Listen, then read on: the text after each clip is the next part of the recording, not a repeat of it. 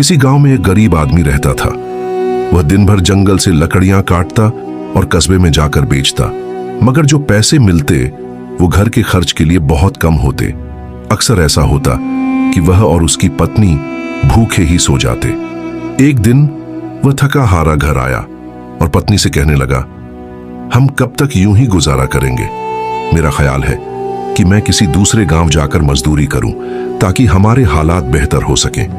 पत्नी ने सब्र के साथ मुस्कुराते हुए जवाब दिया, अगर यही तुम बेहतर समझते हो तो जाओ, मैं तुम्हारा इंतजार करूंगी। यह सुनकर वह व्यक्ति सफर के लिए निकल पड़ा।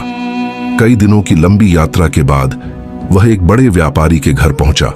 उसने आदरपूर्वक सलाम किया और रोजगार की विनती की। व्यापारी ने उसे अपने ऊंटों की देखभाल के लिए रख लिया। इस तरह वह व्यक्ति व्यापारी के यहां काम करने लगा। दिन रात मेहनत और ईमानदारी से अपने कर्तव्यों का पालन करता रहा और कभी किसी बात की शिकायत नहीं की। समय बीतता गया, दिन महीनों में बदल गए और महीने वर्षों में। देखते ही देखते पूरे 20 साल गुजर गए। एक दिन उसे अपने घर की याद सताने लगी। वह व्यापारी के पास गया और अदब से कहा, मैंने आपकी 20 साल सेवा की है, अब मैं अपने घर वापस जाना चाहता हूं, मुझे इजाजत दें। व्यापारी बड़ा नेक और सखी था।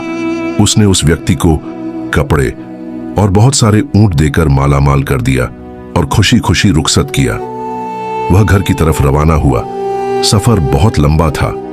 चलते चलते शाम हो गई और वह दिन भर की मुसाफत से थक चुका था। उसने इधर उधर नजर दौड़ाई तो दूर उसे एक झोंपड़ी दिखाई दी जहां एक दरवेश रहता था। उसने वहां रात गुजारने का इरादा किया। जब रात हुई तो उसने दरवेश से कहा, मेरा सफर बहुत लंबा है, मुझे कोई नसीहत फरमा दे। दरवेश ने कहा, मैं तुम्हें नसीहत तो दूंगा, लेकिन उसकी कीमत लूंगा, हर नसीहत के बदले एक ऊंट। वह व्यक्ति मुस्कुराकर बोला, मैं मालदार हूं, अगर नसीहत कीमती हो तो एक ऊंट क्या चीज है। उसने पहला ऊंट दे दिया।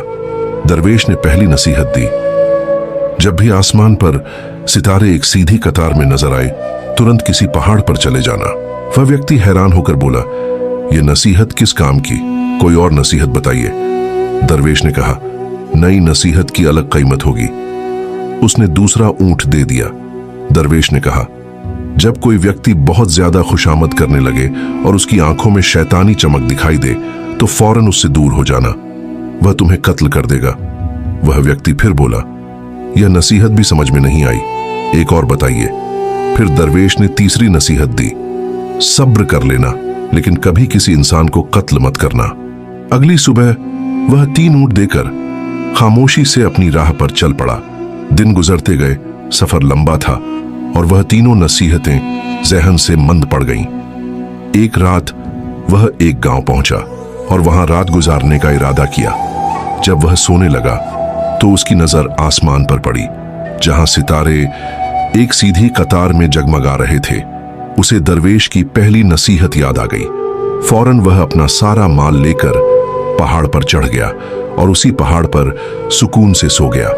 सुबह जब आंख खुली तो नीचे का मंजर देखकर हैरान रह गया। गांव मुकम्मल तौर पर पानी में डूबा हुआ था और कोई भी जिंदा नहीं बचा था। अगले दिन वह अपना सामान लेकर दोबारा सफर पर निकल पड़ा।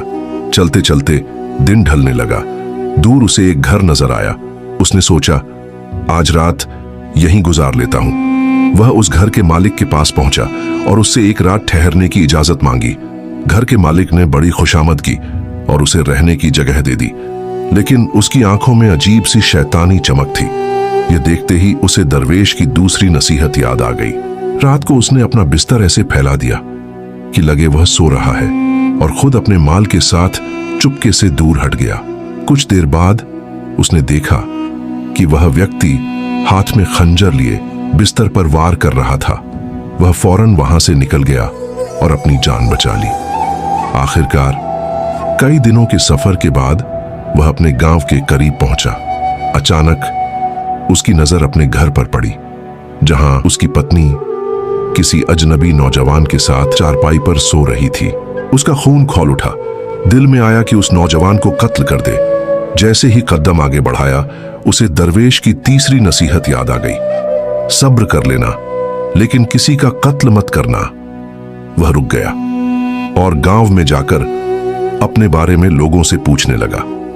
गांव वालों ने बताया, बरसों पहले तुम रोजी कमाने चले गए थे। तुम्हारी पत्नी को एक बेटा हुआ था जो अब जवान हो चुका है।